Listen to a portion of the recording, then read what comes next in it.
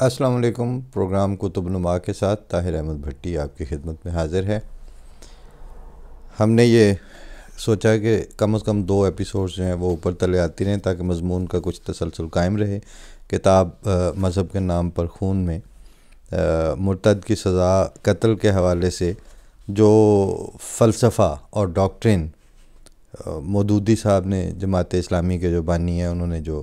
Introduce کروایا، پھر اس میں بعد میں ضیاء الحق کی دور میں اس کو ایکسپورٹ کیا گیا باقی مسلمان ملکوں میں، اس کے حوالے سے مرتد کی سزا قتل کے اوپر مرزا طاہر احمد صاحب نے جو تحقیقاتی حقائق پر مبنی ایک ڈیٹیل پیش کی ہے ایک چیپٹر میں پورے میں، اس میں سے تسلسل کے ساتھ بات پچھلے ایپیسوڈز میں ہوئی تھی، اسی کو میں اب آگے بڑھا رہا ہوں کہ وہ کس طرح ہر وہ شخص جو مودودیت میں یقین نہیں رکھتا اور جماعت اسلامی کا ممبر نہیں ہے وہ پریکٹیکلی مرتد ہی ہے، کیونکہ مولانا مودودی اس کتاب میں جو صفحہ نمبر 109 پہ بات ہو رہی تھی، رویداد جماعت اسلامی حصہ اول صفحہ 8 پہ، وہ انورٹڈ کامز میں یہ بات تھی کہ یہ وہ راستہ نہیں ہے جس میں آگے بڑھنا اور پیچھے ہٹ جانا دونوں ایک ہوں، نہیں، یہاں پیچھے ہٹ جانے کے معنی ارتداد کے ہیں۔ تو اس پہ انہوں نے بتایا مرزا طاہر احمد صاحب نے کہ پس اگر جماعت اسلامی سے علیحدہ ہو کر کسی دوسری جماعت میں شامل ہو جانے کا نام ارتداد ہے تو دوسری جماعتیں ودن اسلام جو ہیں،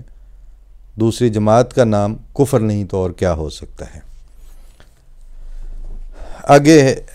جو جہاں سے آج کے مضمون کا تسلسل ہے وہ ہے پیدائشی مسلمان۔ لکھتے ہیں کہ یہاں پہنچ کر ایک نہایت اہم سوال پیدا ہوتا ہے کہ اگر یہ مان لیا جائے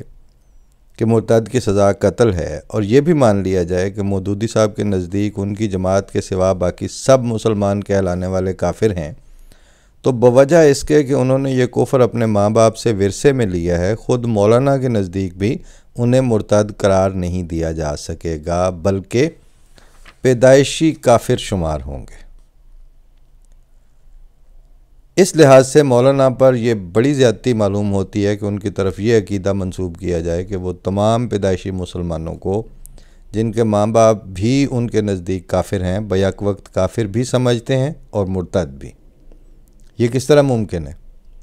مجھے خود یہ تسلیم ہے کہ معقولیات کی دنیا میں ایسا ہونا ناممکن نظر نہیں آتا، لیکن اگر معقولات کی دنیا ہی نہ ہو، اگر تشدد کی پادشاہی ہو اور عام عقل انسانی کو مجال نہ ہو کہ وہاں پر مار سکے، تو کیا تب بھی ایسا ہونا ممکن نہیں ہے؟ یہاں تو تشدد کی پادشاہی ہے اور معاملات ملک اس دستور کے مطابق طے پاتے ہیں کہ خرد کا نام جنوں رکھ دیا، جنوں کا خرد، جو چاہے آپ کا حسن کرشمہ ساز کرے۔ پس اس دستور کے مطابق ہر وہ کافر جو مسلمان کہلاتا ہے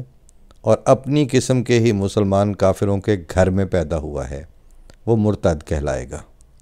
اور واجب القتل ہوگا، کیونکہ اگر ان کے جان و مال پر دسترس حاصل کرنی ہے تو سوائے اس کے چارہ نہیں رہتا کہ اولاً انہیں پیدائشی مسلمان قرار دیا جائے، پھر یہ اصرار کیا جائے کہ وہ بالغ ہونے کے بعد خود ہی کافر ہوئے ہیں، کیونکہ ان کے والدین نے ان کی ایک کافرانہ ماحول میں تربیت کی تھی، اس لیے یہ سارے پیدائشی مسلمان کافر مرتد ہیں اور واجب القتل ہیں۔ دیکھیے کیسا عجیب دستور بادشاہی ہے کہ جہاں تک مودودیت اور غیر مودودیت کا تعلق ہے، غیر مودودیت کفر ہے، مگر جہاں تک اس اختیار کا تعلق ہے کہ ایک پیدائشی کافر مودودیت کے سوا کوئی اور مذہب اختیار کرے، وہ پیدائشی کافر پیدائشی مسلمان کے حکم میں آ جاتا ہے۔ یہ کرشمہ سازی صرف یہیں آ کر ختم نہیں ہو جاتی،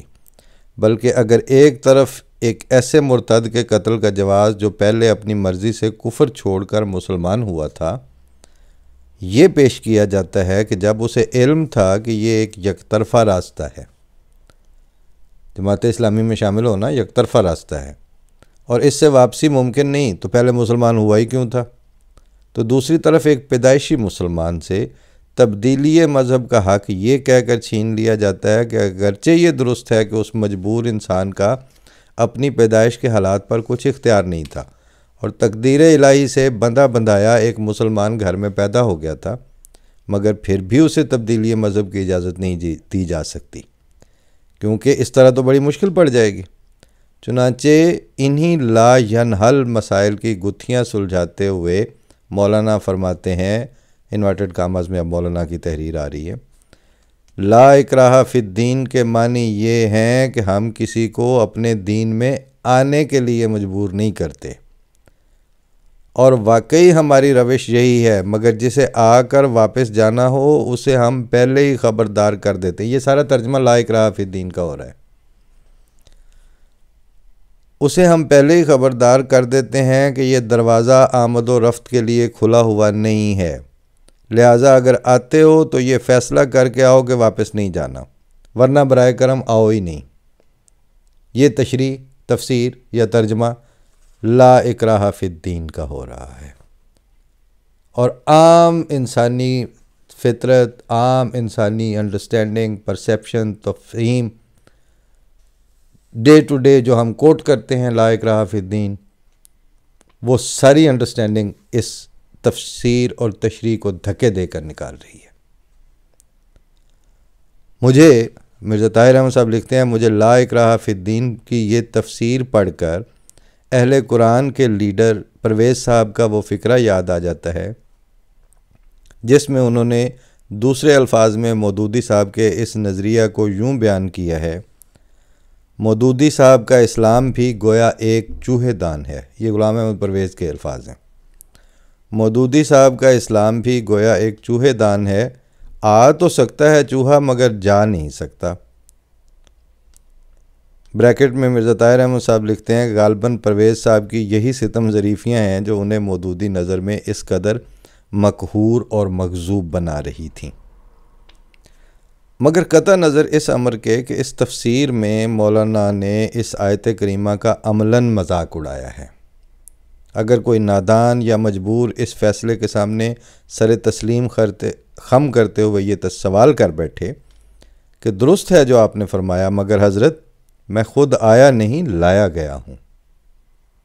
میں تو پیدا ہی مسلمانوں میں ہوا تھا، مجھے کیا خبر تھی کہ یہ ون وے ٹریفک ہے، یعنی یک طرفہ راستہ ہے، اور مجھ غریب کو کیا خبر تھی کہ مودودی دور حکومت میں پیدا ہوں گا۔ تو اس سوال کے مفہوم کو اپنے الفاظ میں دہراتے ہوئے مولانا ایک عجیب و غریب جواب دیتے ہیں۔ مولانا کی ساری عبارت درج ذیل ہے۔ اب یہ مولانا مودودی کی کوٹیشن وہاں سے۔ اس سلسلے میں ایک آخری سوال اور باقی رہ جاتا ہے جو قتل مرتد کے حکم پر بہت سے دماغوں میں تشویش پیدا کرتا ہے، وہ یہ کہ جو شخص پہلے غیر مسلم تھا، پھر اس نے با اختیار خود اسلام قبول کیا اور اس کے بعد دوبارہ کفر اختیار کر لیا، اس سے متعلق تو آپ کہہ سکتے ہیں کہ اس نے جان بوجھ کر غلطی کی، کیوں نہ ذمی بن کر رہا اور کیوں ایسے اجتماعی دین میں داخل ہوا جس سے نکلنے کا دروازہ اسے معلوم تھا کہ بند ہے۔ لیکن اس شخص کا معاملہ ذرا مختلف ہے جس نے اسلام خود نہ قبول کیا ہو، بلکہ مسلمان ماں باپ کے گھر میں پیدا ہونے کی وجہ سے اسلام آپ سے آپ ہی اس کا، یعنی خود بخود ہی اس کا دین بن گیا ہو۔ ایسا شخص اگر ہوش سنبھالنے کے بعد اسلام سے مطمئن نہ ہو اور اس سے نکل جانا چاہے تو یہ بڑا غضب ہے کہ آپ اسے بھی سزائے موت کی دھمکی دے کر اسلام کے اندر رہنے پر مجبور کرتے ہیں۔ یہ نہ صرف ایک زیادتی معلوم ہوتی ہے بلکہ اس کا ایک لازمی نتیجہ یہ بھی ہے کہ پیدائشی مسلمانوں کی ایک اچھی خاصی تعداد اسلام کے اجتماعی نظام کے اندر پرورش پاتی رہے گی۔ اس شبہ کا ایک جواب اصولی ہے اور ایک عملی۔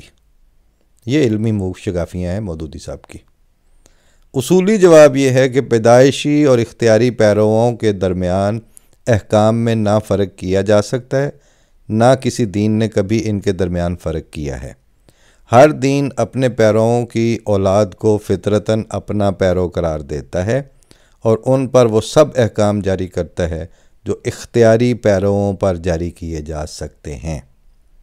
یہ بات عملاً بالکل ناممکن ہے اور عقلاً بالکل لغو کہ پیروان دین یا سیاسی اصطلاح میں رعایا اور شہریوں کی اولاد کو ابتداً کفار یا اغیار کی حیثیت سے پرورش کیا جائے اور وہ بالغ ہو جائیں تو اس بات کا فیصلہ ان کے اختیار پر چھوڑ دیا جائے کہ آیا وہ اس دین کی پیروی یا اس اسٹیٹ کے وفاداری قبول کرتے ہیں یا نہیں جس میں وہ پیدا ہوئے ہیں۔ اس طرح تو کوئی اجتماعی نظام کبھی دنیا میں چل ہی نہیں سکتا۔ مرتد کی سزا اسلامی قانون میں صفحہ 76 اور 77۔ میں اس سوال کا فیصلہ قارئین پر چھوڑ دیتا ہوں یا اب ہم ناظرین پر کہ مولانا کے اس مخصوص طرز استدلال سے عقل انسانی مطمئن ہو سکتی ہے یا نہیں۔ میں ذاتی طور پر اس نتیجے تک پہنچا ہوں، مرزا طاہر احمد صاحب لکھ رہے ہیں کہ جب بھی وہ کسی باریک مسئلے کی فضا میں قدم رکھتے ہیں تو ان کی نظر یعنی مولانا مودودی کی نظر قابل رحم حد تک دھندلا جاتی ہے اور مختلف شکلوں اور تصاویر میں فرق نہیں کر سکتی۔ ان کے اسلامی نظریہ ریاست پر جو دھند طاری ہے اور جس کی بنا پر انہوں نے فاش نوعیت کی بنیادی غلطیاں کی ہیں، میں اس وقت ان کے ذکر کا یہاں موقع تو نہیں دیکھتا، ورنہ ایک کتاب کے اندر ایک اور کتاب بن جائے گی۔ البتہ اس استدلال سے متعلق جو ابھی قارئین کی نظر سے گزرا ہے، میں مولانا کی توجہ ایک چھوٹی سی فروگزاشت کی طرف مبذول کروانا چاہتا ہوں، جس کی درستی ان کے نظریہ استبداد میں مزید وسعتیں پیدا کرنے کا موجب ہوگی۔ اس سے آگے جو ہے وہ اگلے ایپیسوڈ میں انشاءاللہ، کیونکہ مضمون میں بعض دقیق نکات ہوتے ہیں اور بعض تاریخی مباحث، اور ایک تسلسل کے ساتھ اگر آپ ساتھ نہ رہ سکیں تو وہ پچھلی سنی اور سمجھی ہوئی بات بھی آپ کے نزدیک جو ہے وہ بس مکس اپ ہو جاتی ہے۔ تو اس کو یہاں ختم کرتے ہیں، انشاءاللہ اگلے پروگرام میں پھر ملاقات ہوگی۔ اللہ کے حوالے، السلام علیکم۔